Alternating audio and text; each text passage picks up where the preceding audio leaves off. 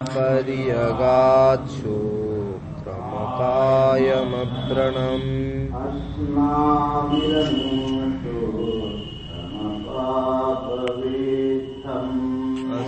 अस्नाविरं शुद्धमपापविद्धम्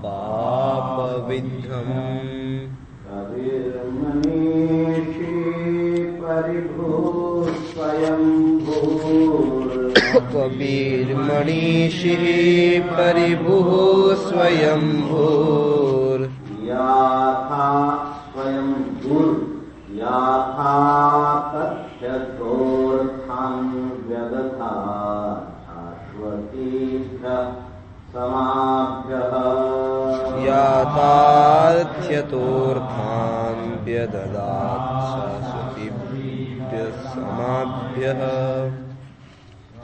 सपर्यगाच्चोक्रमकायमप्रणम् अस्नाविरं शुद्धमपापविद्धम् कबीर्मनीषिः परिभुः स्वयंभूर् याथात्यतोर्तान् व्यददात् शाश्वतीभ्यः समाभ्यः। यहाँ पर आत्मस्वरूप का वर्णन चल रहा है। उनकी व्यापकता, सप्रकाशता, शुक्रम ज्योतिषम और स्थूल सूक्ष्म कारण शरीर राहित्य,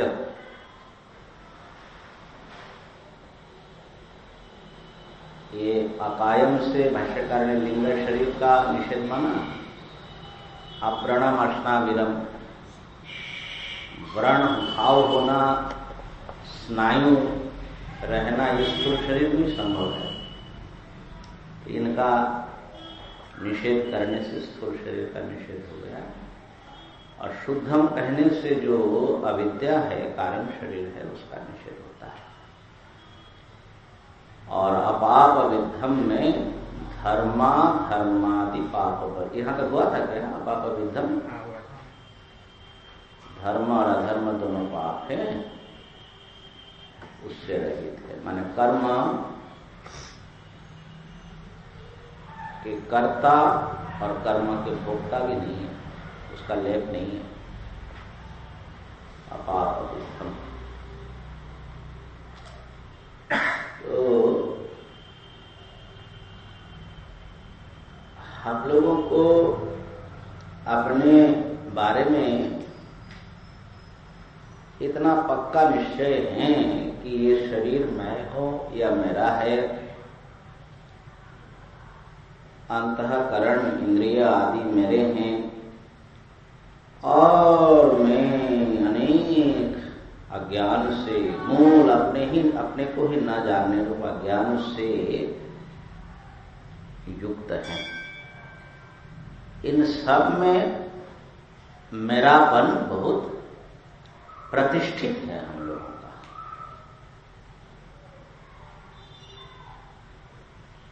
तो इन निषेधों को सुन करके अगर थोड़ी देर के लिए भी साधक के मन में इनके साथ अपना संबंध नहीं है ऐसा भाव होकर जगे, ये शरीर मेरा नहीं है और इंद्रियां, मन समझना पड़ेगा तभी निषेध होगा। ये सब मेरे नहीं है और अज्ञान भी मेरा नहीं है।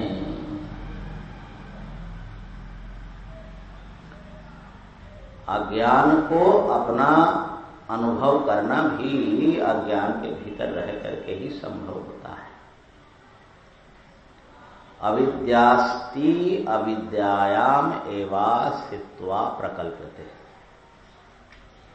जब तक आप अविद्या में हैं, अविद्या के प्रभाव में हैं, तभी तक अविद्या है ऐसा समझ में आता है।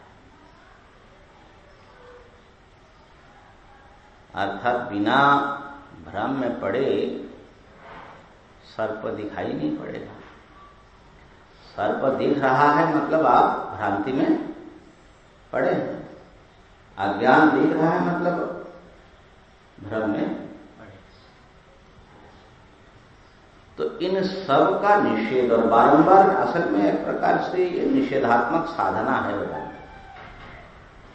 अर्थात आदेश नेति नेति, प्रत्येक चीज का निषेध करना, निषेध का जो शेष है, निषेध करते करते जो जिसका निषेध का अवधि है वही अपना वास्तविक स्वरूप है। तो ये बारंबार जो है मननीय हैं, तीनों शरीर का निषेध करिए।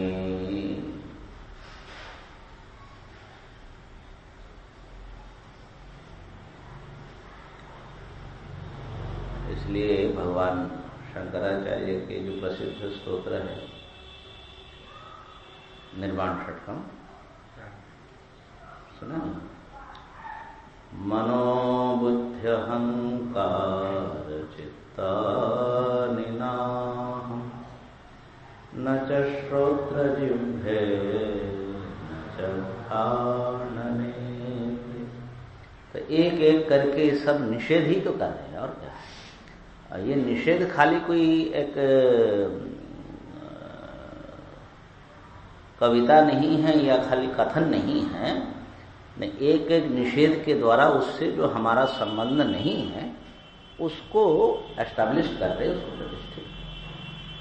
इस प्रकार से ये साधना चलती है।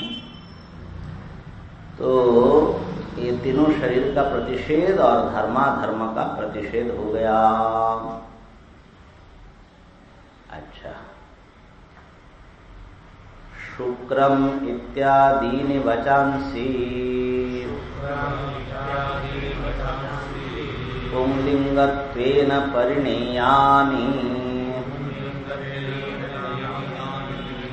सपर्यगादित्युपक्रम्य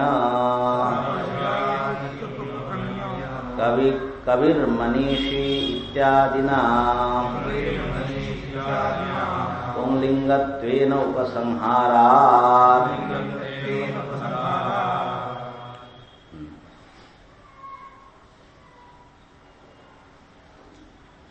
शुक्रम से लेकर के शुक्रम अकायम अव्रणम अश्नाविरम शुद्धम अपाप विद्धम, इतने जो पद है, शुक्रम अकायम अव्रणम अश्नाविरम शुद्धम अपाप विद्धम, 6 पद। 6 पद के लिंग व्यत्यय करना पड़ेगा।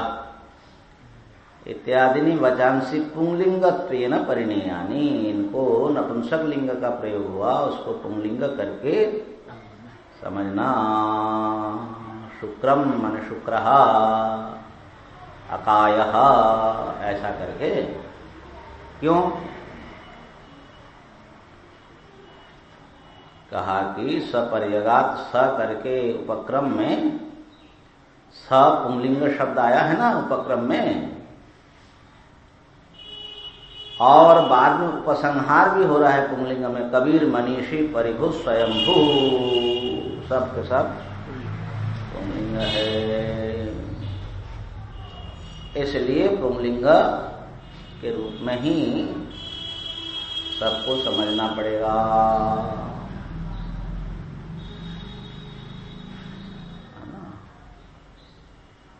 उल्टा क्यों नहीं करे, सबको नपुंसक लिंग ही कर दे। सा का तत् करे, कवि का कवयत्री करे,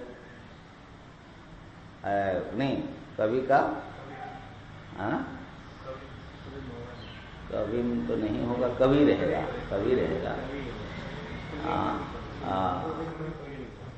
तो सबको पलट दे।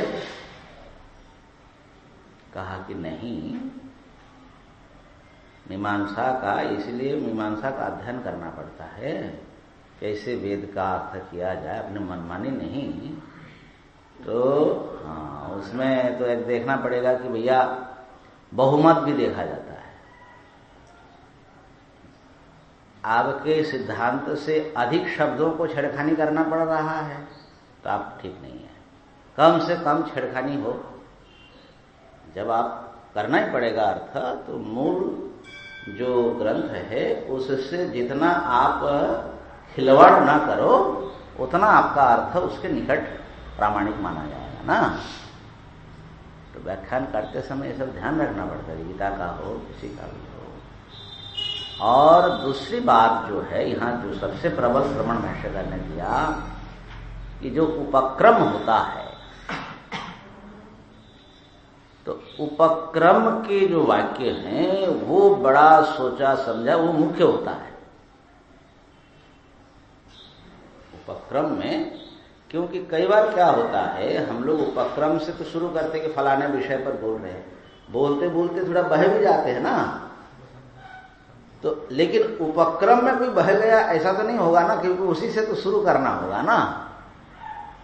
अच्छा, कितना भी आप इधर उधर हो जाए, भटक जाए, फिर उपसंहार में उस बात पर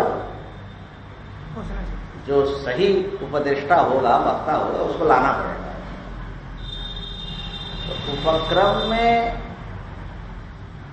और उपसंहार में प्रबलता होती है। तो किसी विषय का तात्पर्य निर्णय के लिए उपक्रम उपसंहार की एकवाक्यता भी देखी जाती है। आप लोगों ने पढ़ा होगा ना षड्विध लिंगम। इसलिए यहाँ पर भगवान भाष्यकार ने मीमांसा का वो प्रयोग किया कि उपक्रम पुंगलिंग में है और उपसंहार भी पुंगलिंग से हुआ। अगर उपसंहार मान लो नपुंसक लिंग से ही होता तो एक उपक्रम शब्द जो है हम छोड़ भी सकते थे, लेकिन अब दोनों पुंगलिंग पुंगलिंग ये तो ये दोनों तरफ से पकड़ लिया, समदंशन न्याय आ गया। इसलिए पुंगलिंग करना है। अच्छा, कवि क्रांतदर्शी सर्वदृक् नान्यतोस्ति द्रष्टा इत्यादि श्रुते है।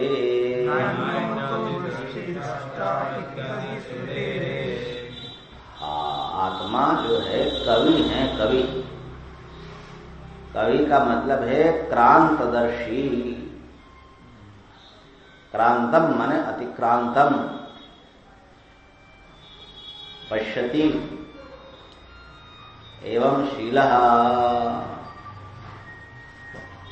तो जो अतिक्रांत, अतिक्रांत माने अतिक्रांत समझते हैं ना, आगे का, या तो भविष्य में होगा या पीछे अतीत में होगा। अतिक्रांतम। और हमारे इंद्रियों को अतिक्रमण करके मन उसके पार अवस्थान करते हैं।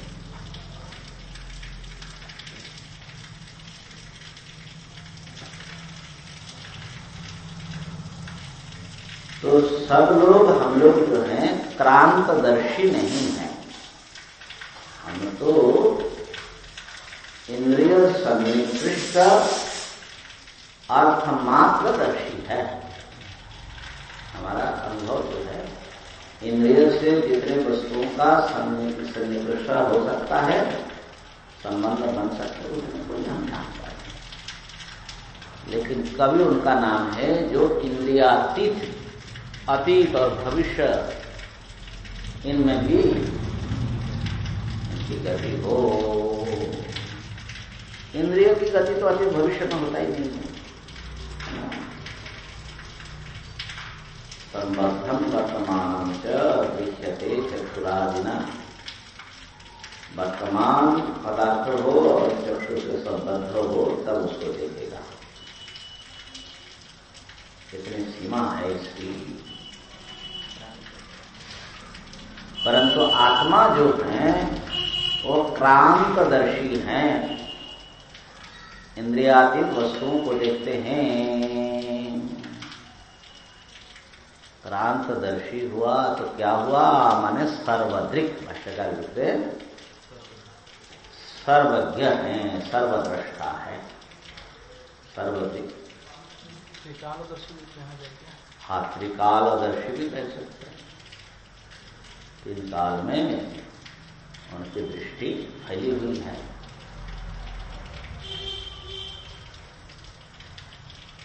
वेदाहम समतीतानि वर्तमानानि चार्जुन भविष्याणि च भूतानि मान्तु वेद। देखो भगवान एकदम दावा ठोंक रहे हैं। हाँ? अर्जुन, मैंने सारे अतीत को जाना और वर्तमान को भी मैं जानता हूँ, जान लिया हूँ। हम वेद, अब भविष्य में क्या होने वाला सब मेरे ज्ञान में है। त्रिकालदर्शी इसको बोलते, सर्वदृक्। तो कौन है वो सर्वदृक्? हमारी अपनी आत्मा। तो इसलिए किसी चीज को आपने आत्मा करके पकड़ लिया तो टेस्ट करो, भैया तुमको पता है सारा, सब कुछ पता है? बोले नहीं है। तो फिर इसका मतलब है कि आत्मा को आपने अभी तक पकड़ा नहीं है। हाँ, आभास उभास किसी को पकड़ करके आत्मा समझ रहे हैं। तो आत्मा तो महाराज सर्वदृक् है। और इसमें एक प्रमाण भाष्यकार ने उठा दिया, नान्यतोस्ति दृष्टा इत्यादि श्रुते है। न अन्यः इतः अन्यः दृष्टा अस्ति। इस आत्मा से भिन्न और कोई दृष्टा है ही नहीं, एक ही देखने वाला है। तो इसका मतलब है कि हाँ, नान्यतोस्ति दृष्टा, नान्यतोस्ति श्रोता, नान्यतोस्ति मंता, नान्यतोस्ति विज्ञाता।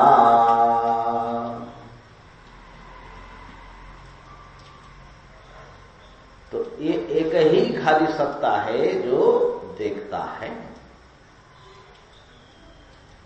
हम लोग तो समझ रहे बहुत सारे दृष्टा है, हम भी देखते, आप भी देखते, ये भी देखते हैं। लेकिन हम, आप, ये, वो, इन सब के भीतर देखने वाला असल में एक ही है, दूसरा दृष्टा नहीं है। इसीलिए तो एक आत्मा मात्र को स्वीकार करते हैं। नान्यतोस्ति दृष्टा इत्यादि श्रुते है। तो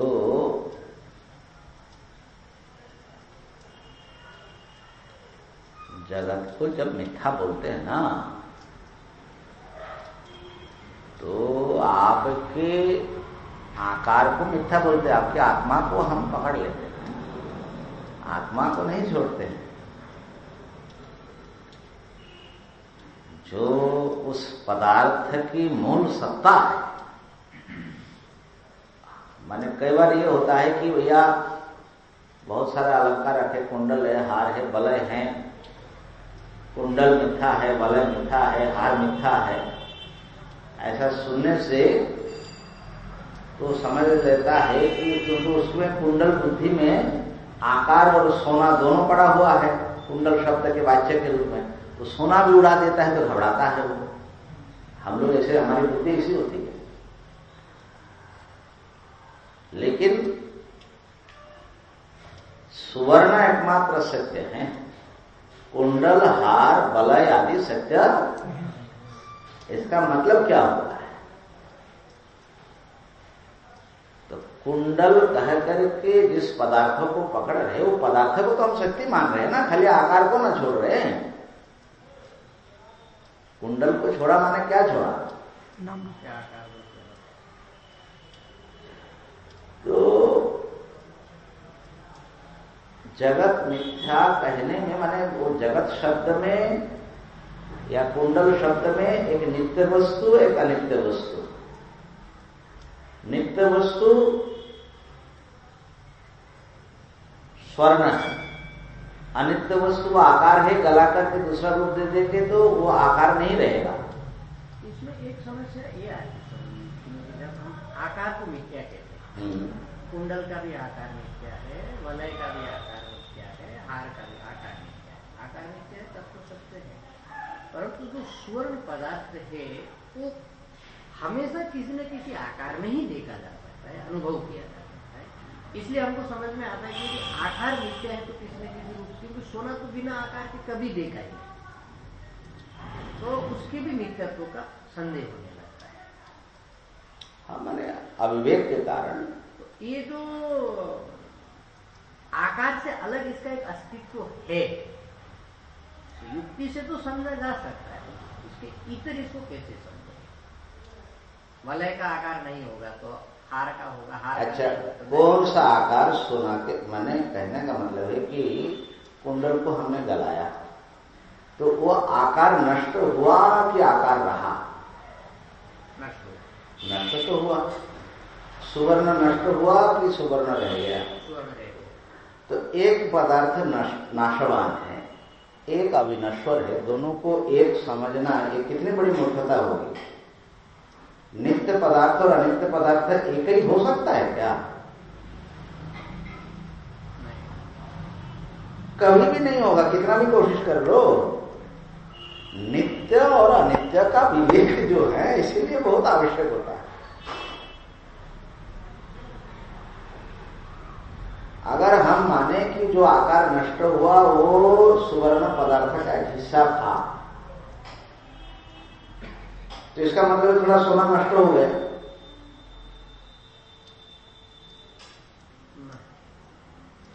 और यदि मानते हैं कि वो आकार सुवर्ण का हिस्सा है तो नया आकार आया मतलब थोड़ा सोना पैदा हो गया। तो इसलिए सुवर्ण यदि कारण मानोगे तो कारण से आकार रूप जो कार्य है वो हमेशा भिन्न मानना ही पड़ेगा। जो पैदा होता है नष्ट होता है, और जो पैदा नष्ट नहीं होता है, दो तत्व तो बिल्कुल अलग अलग मानना ही पड़ेगा।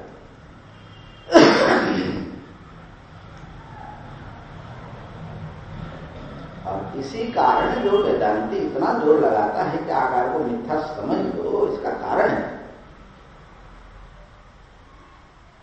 अगर सारा जगत ब्रह्म है जिस अर्थ में सामान्य लोग समझना चाहते हैं, तो जब प्रलय होगा तो समस्त आकार नष्ट होगा, तो ब्रह्म का एक अंश खत्म हो जाएगा। ऐसा है आपका ब्रह्म जो खत्म हो जाएगा, और जो खत्म हो जाए जो खत्म नहीं हुआ दोनों को एक समझना ये तो बहुत बड़ी मूर्खता है। इसलिए वहां पर दो पदार्थ है, एक आकार पदार्थ है, एक तत्व पदार्थ है। और दूसरी बात देखो, आकार कभी भी बिना सोना से अपना प्रतिभाग भी नहीं दिखा पाएगा। एक आकार को पकड़ लो तो, लेकिन कुंडल आकार को छोड़ करके सुवर्ण को दूसरे आकार के साथ होने में कोई दिक्कत नहीं। तो स्वतंत्रता किसकी है? स्वर्ण कभी आकार के अधीन नहीं है, क्योंकि वो कोई भी आकार ले सकता है। इसी से पता लगता है कि आकार से बिल्कुल स्वतंत्र एक सत्ता सुवर्ण है। हाँ, इतना जरूर है कि जब तक हम इंद्रियों से देखेंगे तो किसी न किसी आकार में ही देखना हमारी मजबूरी है, लेकिन वहीं पर जहां इंद्रिय नहीं जाता वहां बुद्धि विवेक पहुंच सकता है, दो तत्व को अलग समझ सकता है। तो ये जो हम देख रहे हैं, मैं अलग हूं आप अलग है फलाना, ये सब जो भेद देख रहे हैं, ये हमारी दृष्टि जो है आकार और मूल दृष्टा को अलग नहीं कर पा रही है। मूल दृष्टा कभी नहीं मरता, मूल दृष्टा हर जगह मौजूद है, और एक आभासिक जो आकार है जो कभी जागृत में उठ करके खड़ा हो जाता है, स्वप्न में रूप बदल जाता है, सुषुप्ति में गायब हो जाता है, उस आभासिक दृष्टा बिल्कुल अलग है। तो इसलिए जब हम कहते हैं कि सारा जगत मिथ्या है, तो खाली वो आभास को देख करके मिथ्या कह रहे हैं, मूल सत्ता किसी की भी वहां पर नष्ट नहीं हो रहा है। तो वहां पर जो है बिल्कुल विशुद्ध निरुपाधिक रूप में ब्रह्म का, आत्मा का अवगम होता है, तो फिर भ्रांति कभी नहीं होती। तो कभी ही क्रांतदर्शी माने सर्वद्रष्टा।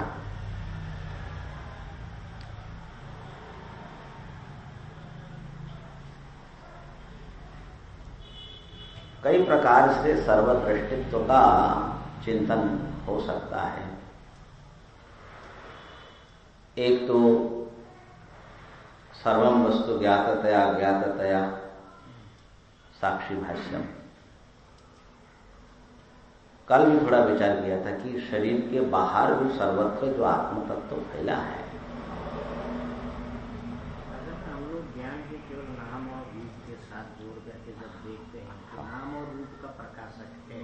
हाँ, माने नाम और रूप का भी माने उत्कृष्ट नाम रूप का उसको केवल जैसे साक्षी की सर्वज्ञता है। मैं भी संसार के सारे पदार्थों को ज्ञाततया तो अज्ञाततया जानता। कुछ पदार्थों को जो हमारे मेरे इंद्रियों के क्षेत्र में है, सीमा में, उसको मैं ज्ञाततया करके जाना रहा हूँ और बाकी मेरे अपने अज्ञान के भीतर पड़े और अज्ञान को मैं जान रहा हूँ, उनको नहीं जान रहा हूँ, ऐसा करके जान रहा हूँ। एक प्रकार की सर्वज्ञता तो है ही, माने मेरे बोध से तो परे नहीं है संसार का। केवल मात्र देहाभिमान इतना हावी है, इसलिए वो देहातीत सत्ता जो सब कुछ जान रहा है उससे हम डरते हैं।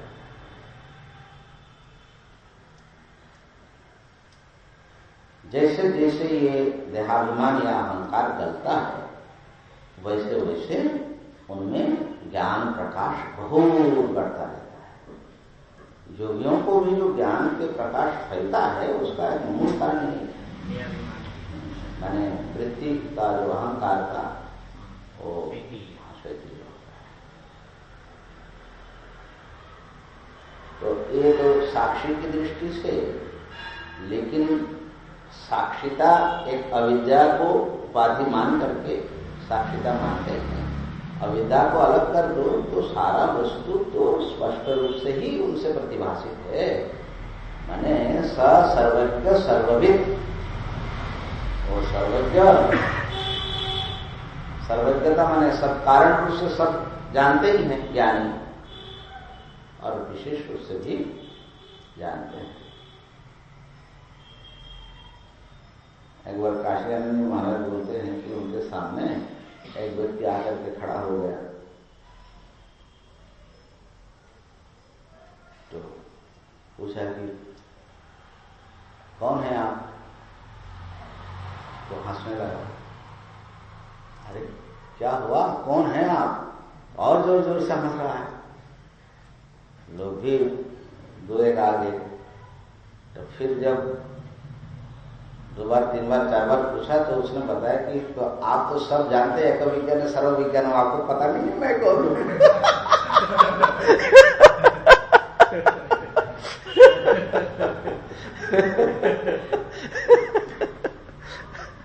वही आप बता रहे थे ना, क्या उस दिन बता रहे थे, विश्वरूप दिखाओ।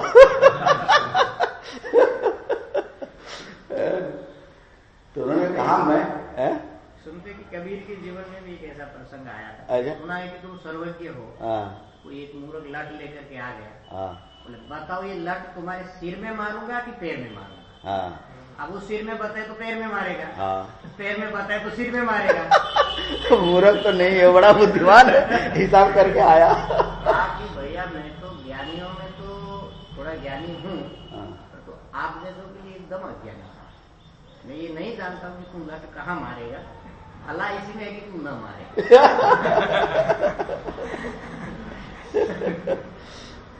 कालिका नंदी ने कहा कि मैं तुमको अच्छी तरह जानता हूं, तू पंचभूत का पुतला है। बहुत अच्छी तरह जानता हूं, तू पंचभूत का पुतला है। कारण विज्ञान है ना, तो कारण तो वही होगा और क्या होगा। तो कहने का अर्थ ये है कि जब मूल कारण सत्ता को जान लेते हैं, आपका कुछ नाम रखा गया, कुछ लोगों ने कल्पना की, तो कल्पनाओं को जानना कोई जरूरी नहीं। कल्पना तो काल्पनिक चीज होती है, लेकिन हकीकत जो होता है उसको सब कुछ जानता हूं। सर्वज्ञता ये भी एक प्रकार की होती है, और बाकी विशेष रूप से भी सर्वज्ञता भी, हाँ, क्योंकि वो सर्वात्म भाव होता है ना, सबके साथ आत्मा का उनकी एकता होती है, तो सर्वज्ञता। अच्छा, मनीषी मनस ईशिता सर्वज्ञ ईश्वर इत्यर्थः। मनीषी शब्द का अर्थ हुआ मनस ईशिता, मन को गति देने वाले, प्रेरणा करने वाले, और जो है मन के जो नियंत्रण रखने वाले, मन को देखने वाले, ऐसा ईश बोलते गति हिंसा दर्शन, दर्शनेशु। ईश मूर्धन्य का है ना।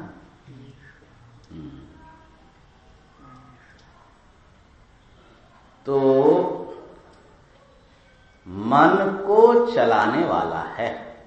हम लोग तो मन से चलते हैं लेकिन आत्मा जो है वो मन को चलाने वाले। केनेषितं वतति प्रेषितं मनः।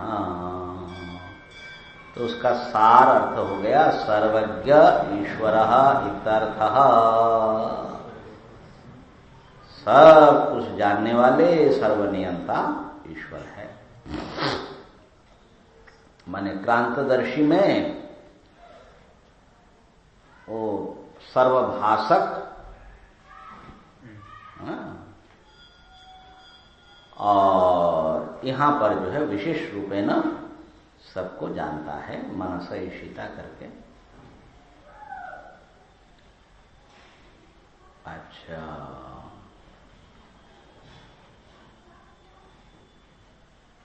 परिभूः सर्वेषां परि उपरि भवतीति परिभूः।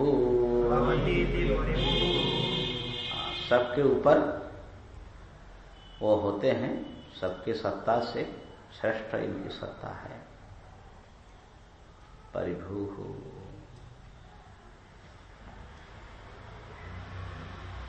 इंद्रियेभ्यो परा ह्यर्था अर्थेभ्यश्च परम मनः मनसस्तु परा बुद्धिरात्मा महान परः महतः परम अव्यक्तम अव्यक्तात् पुरुषः परः पुरुषात् न परः किंचित् साकाष्ठा। सर्वश्रेष्ठ सत्ता पुरुषोत्तम वही आत्मा है। परिभूः स्वयंभूः स्वयमेव भवति इति येषाम् उपरि भवति यश्च उपरि भवति स सर्वः स्वयमेव भवति इति स्वयंभूः। स्वयंभूः माने स्वयं एव भवति, स्वयं ही होता है। स्वयं ही होता है माने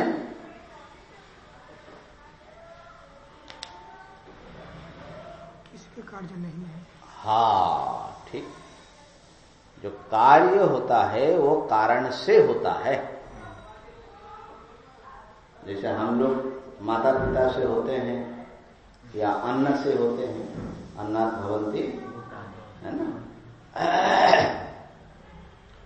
तो जगत में जितने भी वस्तु आप देखेंगे, कोई भी वस्तु स्वयंभू आपको नहीं मिलेगा, नहीं।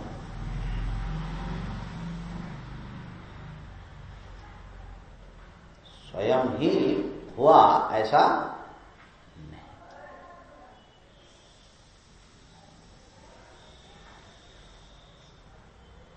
बल्कि ये सूर्य हैं, नक्षत्र हैं, आकाश है, ये सब भी स्वयं नहीं हुए।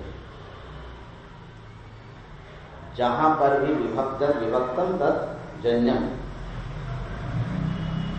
कोई भी परिच्छिन्न वस्तु स्वयं भू नहीं हो सकता। तो इसलिए स्वयं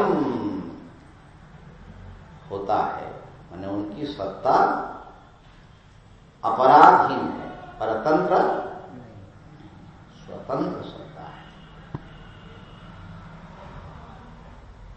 परिचिन्न स्वयंभू नहीं हो सकता और व्यापक किसी से नहीं। हाँ, व्यापक को तो स्वयंभू ही होना। व्यापक तो है, स्वयं ही है, स्वयंभू। जैसे स्वयं प्रकाश होता है ना, तो वहां पर प्रकाश शब्द है और भू शब्द सत्ता की दृष्टि से बता रहा है, और चित्त की दृष्टि से बता रहा है।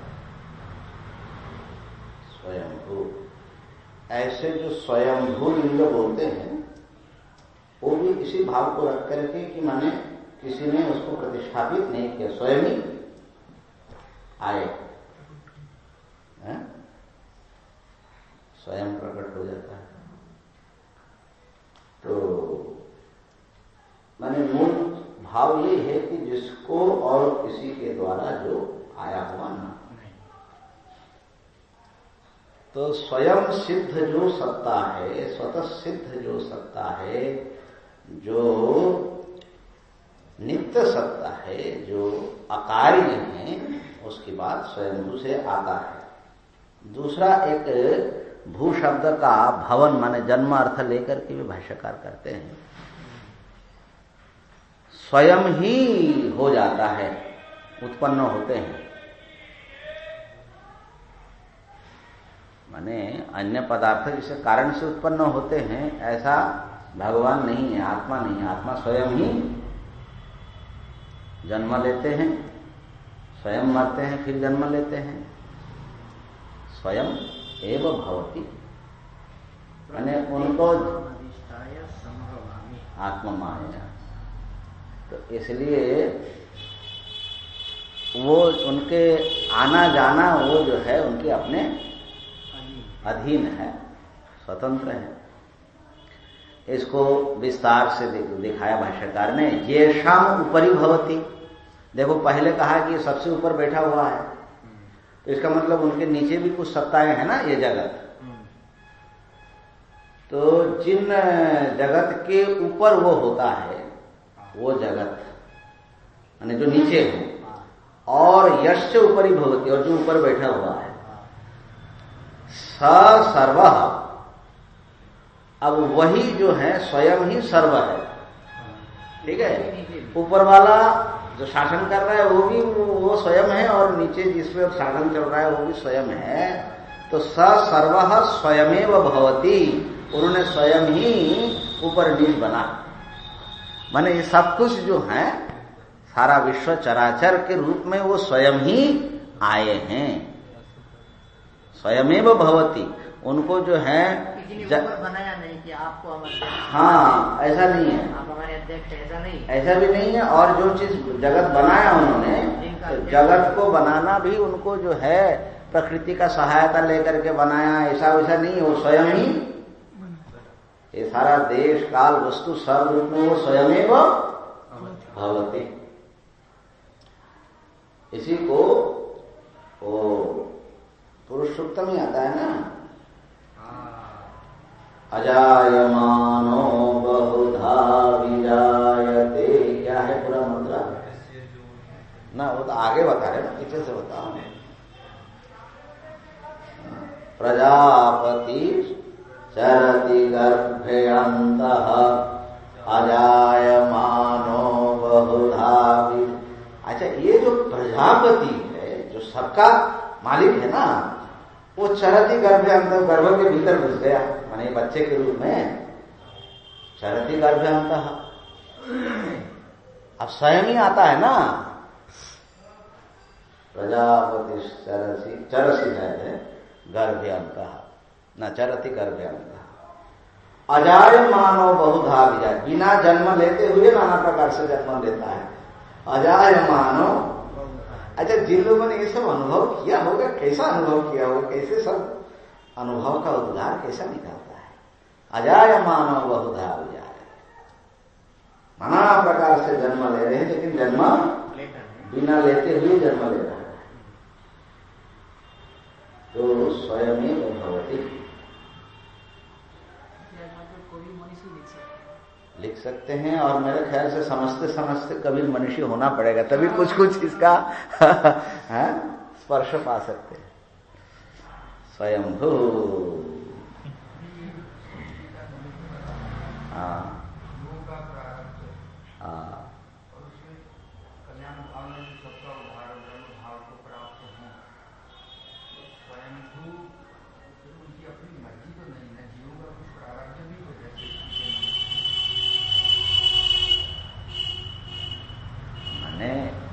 ये जीव कर्म ये सारे परिच्छिन्न सत्ता जो है कहां से करे?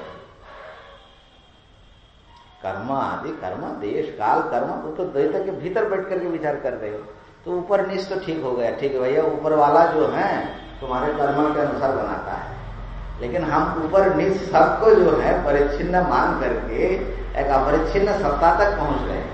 वहां से जब विचार करेंगे तो सदैव सौम्यमग्र आसीत् एकमेव द्वितीयम तदक्षत, उन्होंने अपने ईक्षण किया, सर्वरूप में आए। एक जिसके बल पर विवाद होता है जो वो उनकी सत्ता से बहिर्भूत, माने व्यवहारिक सत्ता में बैठ करके परिच्छिन्न दृष्टि से वहां तक पहुंचने के लिए विचार है, वो अंतिम विचार नहीं हो सकता है। अंतिम विचार में तो परम स्वतंत्र हैं और स्वयं और स्वयं होने के लिए और न होने के लिए माया ऐसी उनकी शक्ति है कि न होते हुए भी संभवामी, है ना। वहां पर भी भगवान ने ऐसे उल्टा पुल्टा शब्द प्रयोग किया ना। अजह, पहले कहा कि मैं तो कभी मेरा जन्म आदि होता ही नहीं है। अजो की सन्नव्य आत्मा, अब कभी व्यय भी नहीं होता, खर्चा नहीं होता है, तो कारण से कार्य नहीं बनेगा नहीं ना। माने कारण से कार्य तभी बन सकता है जब उसका एक हिस्सा कार्य रूप में आए।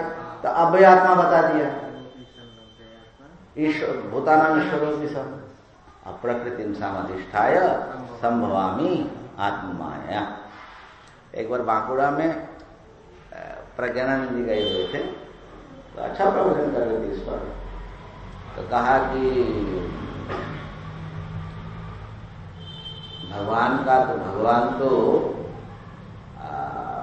माने वेदांत की कोई बात कहा कि उनको तो ये श्लोक के ऊपर कुछ विवेचन कर रहे थे कि उनको तो माया से सब ऐसा दिखता है। तो गुरु जी ने प्रश्न किया कि भाई संभवामी बोल रहे हैं, मैं जन्म लेता हूं। तो कहा कि महाराज संभवामी तो बोल रहे हैं, लेकिन अजहा भी तो बोले हैं, तो अजहा करके निषेध भी बोल रहे हैं।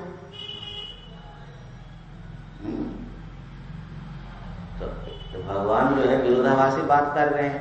कहा कि मेरा जन्म नहीं होता और इधर बोल रहे हैं कि जन्म लेता हूं। तो इस विरोधाभास को मिटाने के लिए आत्म माया शब्द बीच में रख दिया। तो वास्तविकता अजत्व है और संभवामी होना व्यवहारिक माने आत्म माया। तो यह है। तो स्वयं सिद्ध सत्ता सदैव सौम्य सदैव सौम्य आसित अस्ति भविष्य, सत ही है, इससे अतिरिक्त कुछ है नहीं। लेकिन माने आसित कहने से तो खाली अतीत में समझ में आता है ना, इस समय भी सत ही है, आगे भी सत ही रहेगा। तो परंतु वो है स्वयं सिद्ध सत्ता। एक तो ये स्वयं वो है, और फिर जो आप प्रश्न करो कि ये सब जो उत्पन्न हो रहा है, नष्ट हो रहा है, नाना रूप ले रहे हैं, ये क्या है? तो कहा कि ये वो स्वयं ही होते हैं, किसी दूसरे की सत्ता की जरूरत नहीं है। स्वयं हो, स्वयं भवति, या उपरि भवति, येषाम उपरि भवति स सर्व स्वयं भवति। भाष्यकार भी देखो माने ईश्वर जीव ऊपर नीचे सब कुछ वो स्वयं ही हो गया। इसी को अभिन्न निमित्त उपादानता इत्यादि के रूप में वेदांती मानते हैं। स्वयं जैसे माताएं जो स्वेटर इत्यादि बनाते हैं ना, स्वेटर में फूल पौधा फल इत्यादि जो सब बनाते हैं, तो मूल नीचे है, बीच में है, फूल ऊपर है, फल ऊपर है, तो वस्तुतः वो एक ही धागा जो है, स्वयं मूल भी वही है, फूल भी वही है, फल भी वही है, नीचे ऊपर सब वही है। स्वयंभू स्वयंभू स्वयंभू स्वयंभू। अच्छा चलो, इसको जो है कल वाले प्रसंग पंचदशी में थोड़ा सा और जो थोड़ा एक चीज बाकी है, वो ईश्वर की सृष्टि, घट किसकी सृष्टि है, उसमें थोड़ा अवकाश लेंगे। भगवती का स नित्य मुक्त ईश्वरो याथा तथ्यतः सर्वज्ञत्वात् यथा तथा भावो याथा तथ्यं तस्मात् यथा भूत कर्मफल साधनतो अर्थान कर्तव्य पदार्थान व्यदधात् विहितवान् यथानुरूपं व्यभजदित्यर्थः।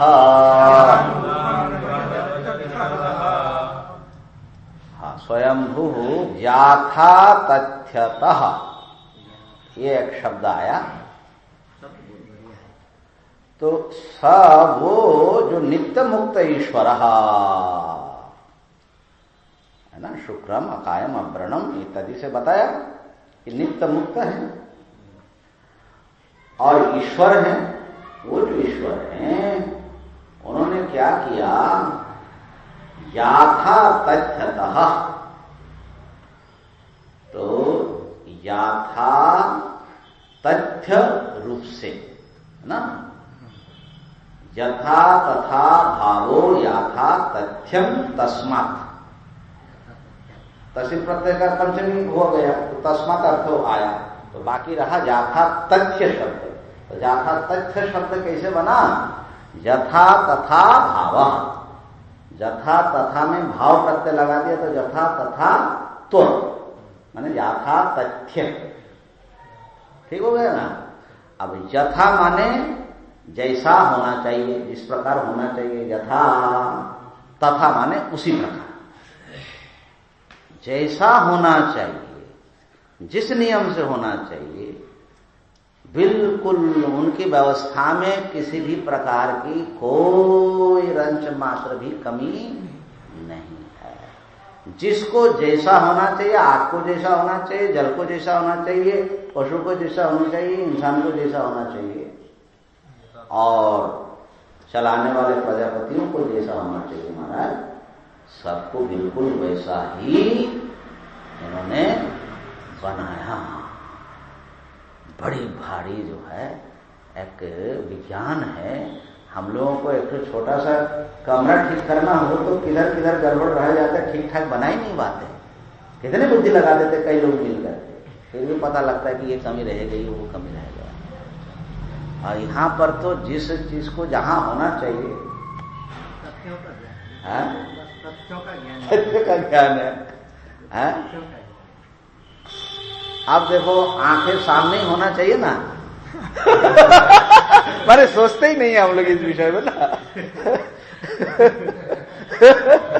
अच्छा, इसमें से क्या सुधार तुम कर सकते, किसको किधर ले जा करके कैसा कोई और अच्छा एक आंख सामने एक आंख अब सुनते ही कैसा लगता है बताओ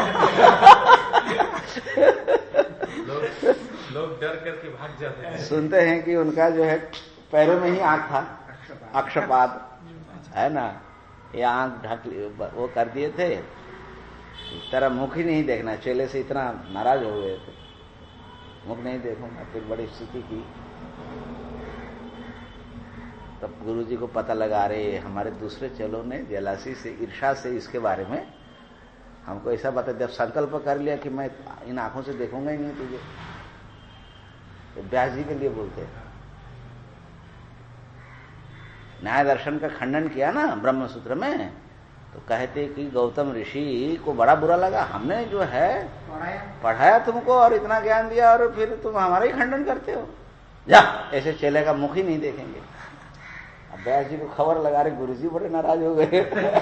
आए, फिर समझाया कि महाराज ये तो ऐसा है, हमने जो खंडन किया है वो तत्व का आपका उसका खंडन नहीं किया, वो तो श्रुति के अनुसार ऐसा ऐसा सब समझाते रहे। गुरुजी का क्रोध ठंडा पड़ गया, लेकिन अब संकल्प तो कर लिया, बोल दिया मुंह से देखूंगा ही नहीं, अब क्या करें? तो फिर कहा कि अच्छा इन आंखों से नहीं देखूंगा, ये ना मेरा संकल्प था, ठीक है। फिर पैरों में आंख निकल आया, तो तब से उनका नाम पड़ा अक्षपाद। अक्षपाद।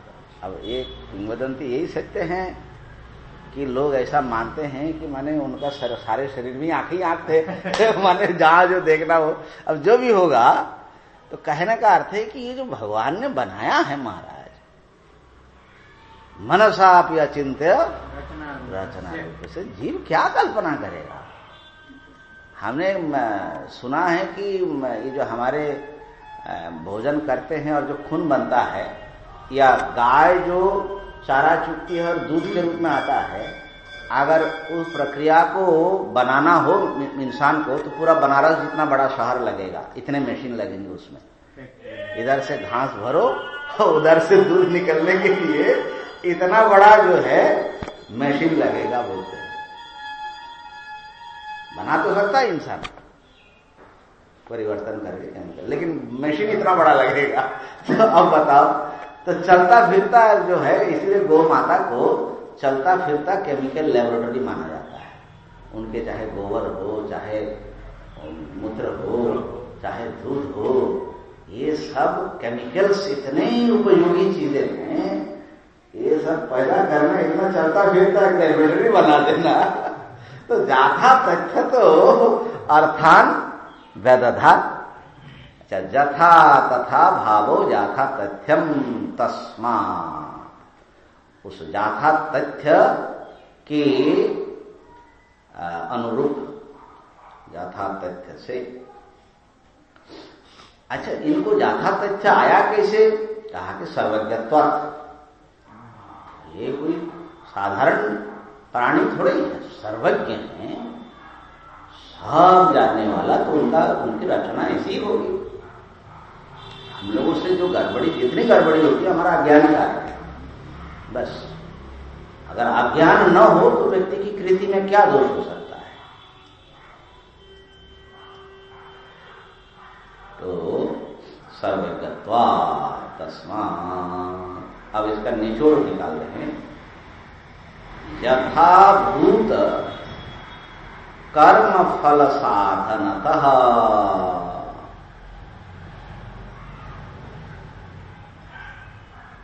यथा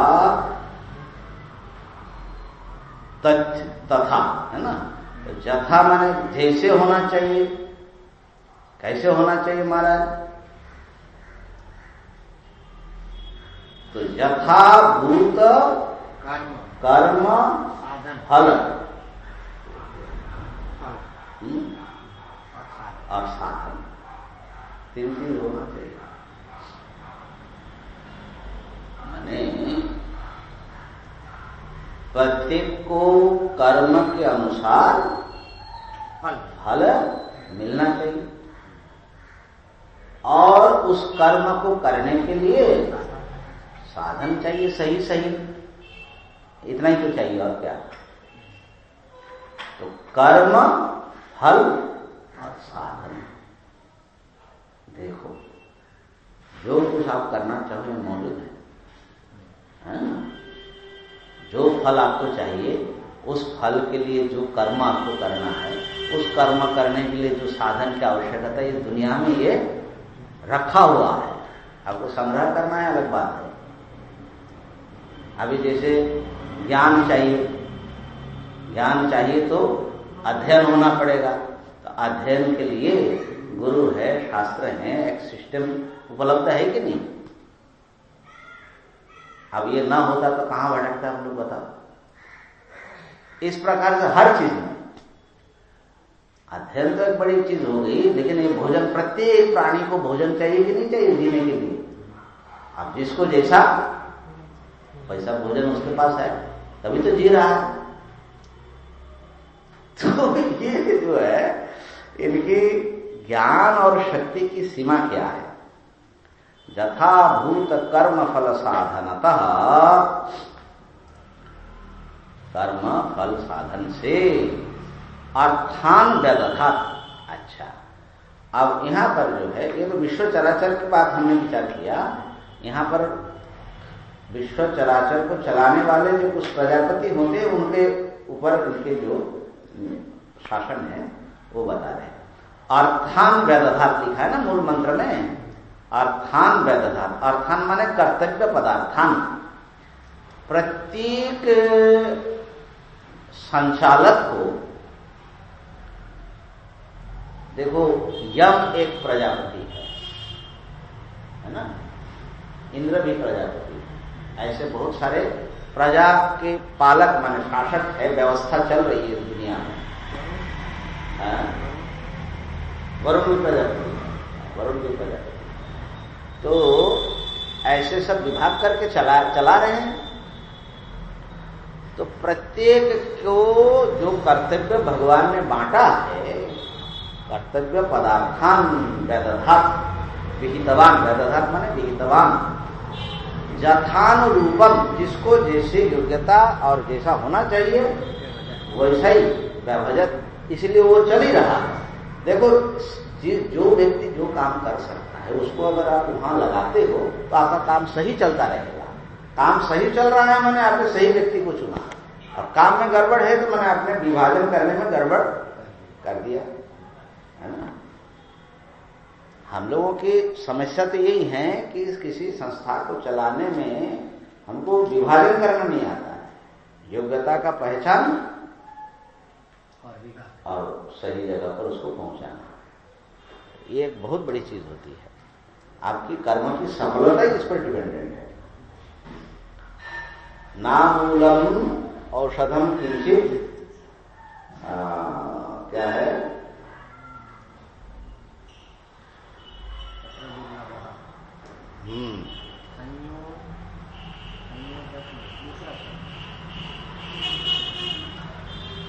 नास्ति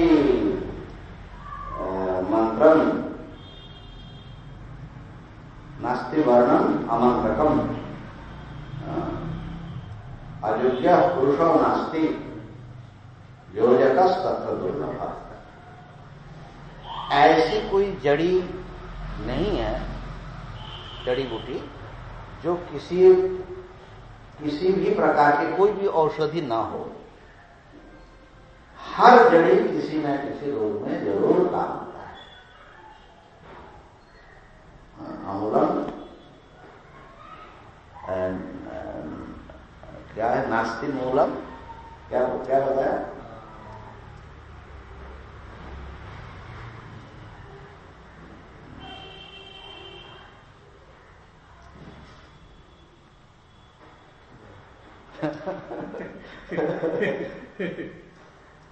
तो वो जो है, और कोई ऐसा आ से कोई भी ऐसा वर्ण नहीं है जो मंत्र न हो।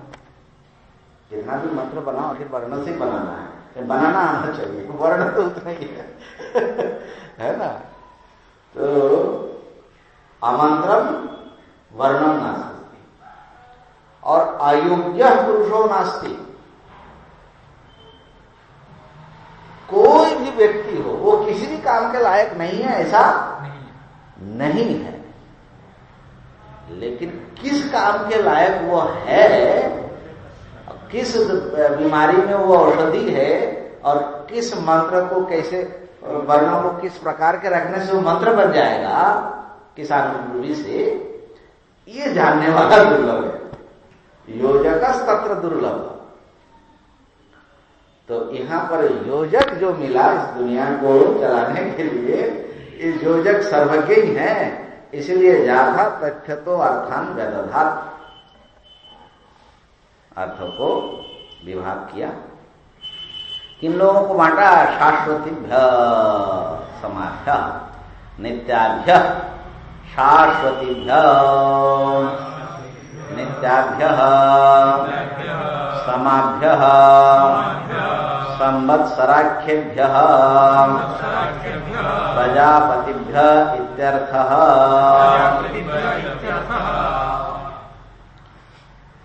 एक तो सहज सरल अर्थ ये किया है उस विचारकों ने, शाश्वतीभ्य समाभ्य। समा माने संवत्सरी होता है, लेकिन संवत्सर यहां पर काल को कह रहे हैं, और शाश्वत काल माने ये जगत जो यथावत चल रहा है, कब से चल रहा है, कब तक चलेगा? अनादिकाल से अनंत काल तक जगत के नियम ऐसे ही बढ़िया व्यवस्था से चलता रहता है। ये उन्होंने विभाग किया। माने 2-4 साल अच्छा चला दिया ऐसा नहीं है। शाश्वतीभ्य समाभ्य, अनादिकाल से चला रहे और अनंत काल तक ऐसे ही व्यवस्था उनकी चलती रहेगी। एक तो ये अर्थ हो गया सहज सरल। और यहाँ पर जो है, जो माने सांप्रदायिक अर्थ है, वैदिक अर्थ है, वो है संवत्सराख्य प्रजापतिभ्य।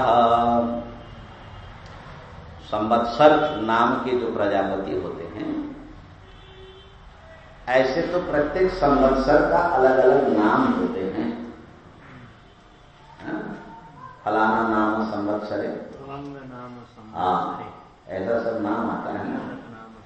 तो कुछ 50-100 कुछ नाम होंगे, वो झूम घूम करके आता है।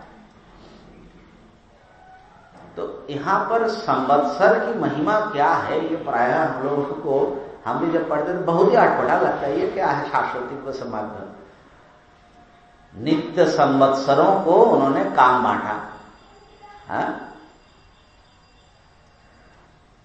तो इसको यूं समझ लीजिए कि जो संवत्सर होता है, एक वर्ष, ये संवत्सर कहाँ होता है, कहाँ रहता है ये संवत्सर?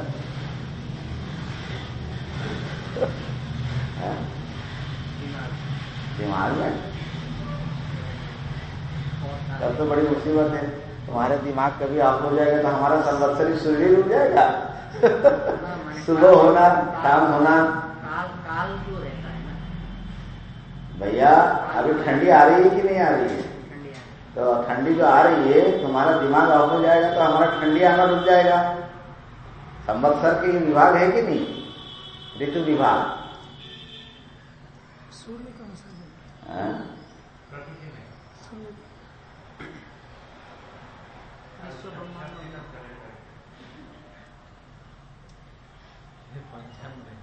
पंचांग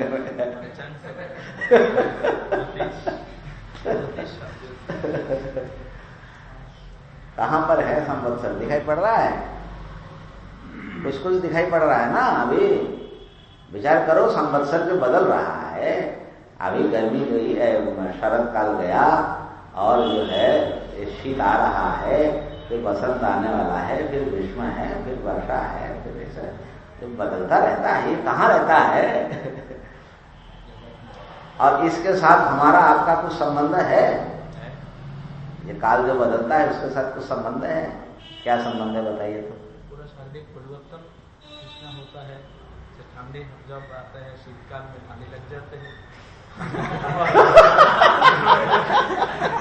जब आते हैं, गर्मी जब आते हैं, सांस पीना पड़ता है, नींबू पानी पी करके रहना पड़ता है।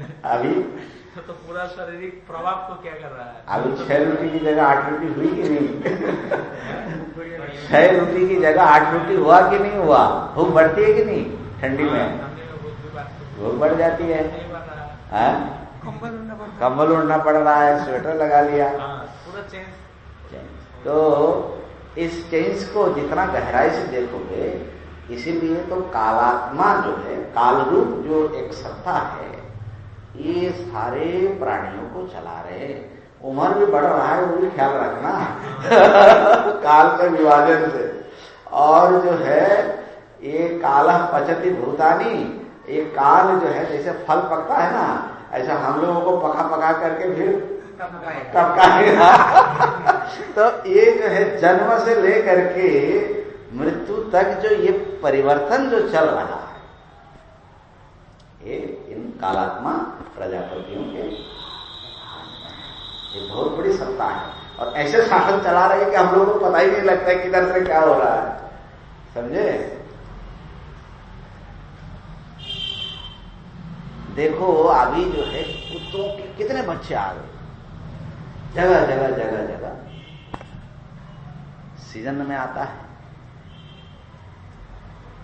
अभी वसंत से पहले ही सब तैयारी चलेगी। वसंत में देखना कोयल पक्षी सब प्रजा प्राणियों की सृष्टि हो जाएगी। इसी प्रकार अनाज कब होगा, क्या होगा, सब काल पर डिपेंडेंट है कि नहीं? हमारा जीवन के हर गतिविधि जो है काल से नियंत्रित है कि नहीं है, बताओ? हाँ,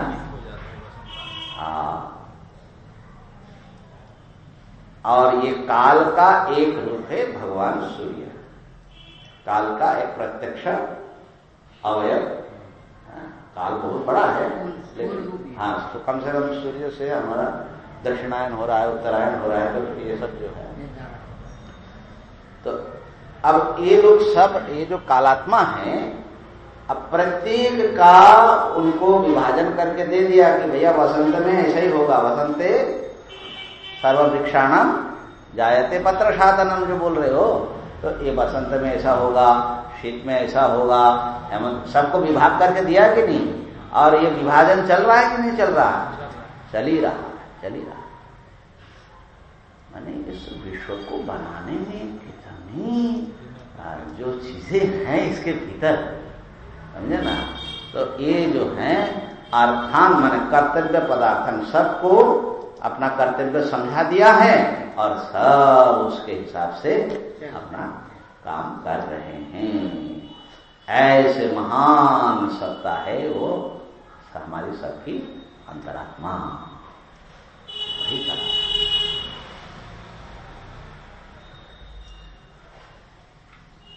ओम पूर्णमदः पूर्णमिदं पूर्णात् पूर्णमुदच्यते पूर्णस्य पूर्णमादाय पूर्णमेवावशिष्यते। ओम पर्यगाच्छो क्रमकायमप्रणम् अस्नाविरं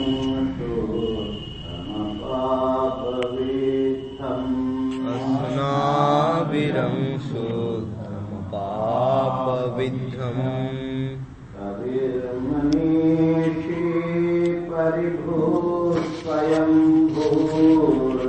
कबीर्मणिषिः परिभुः स्वयंभूर् याथा स्वयंभूर् याथा तथ्यतोर्थं व्यदधा शाश्वतीभ्यः समाभ्यः याथार्थ्यतोर्थान् व्यददात् शाश्वतीभ्यः समाभ्यः सपर्यगाच्चोक्रमकायमव्रणम् अस्नाविरं शुद्धमपापविद्धम् कबीर्मनीषिः परिभुः स्वयंभूर् याथात्यतोर्तान् व्यददात् शाश्वतीभ्यः समाभ्यः। यहाँ पर आत्मस्वरूप का वर्णन चल रहा है, उनकी व्यापकता, अप्रकाशता, शुक्रम ज्योतिषम,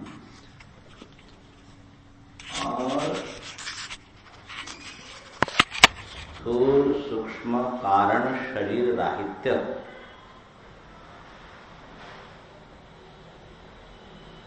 ये अकायम से भाष्यकार ने लिंग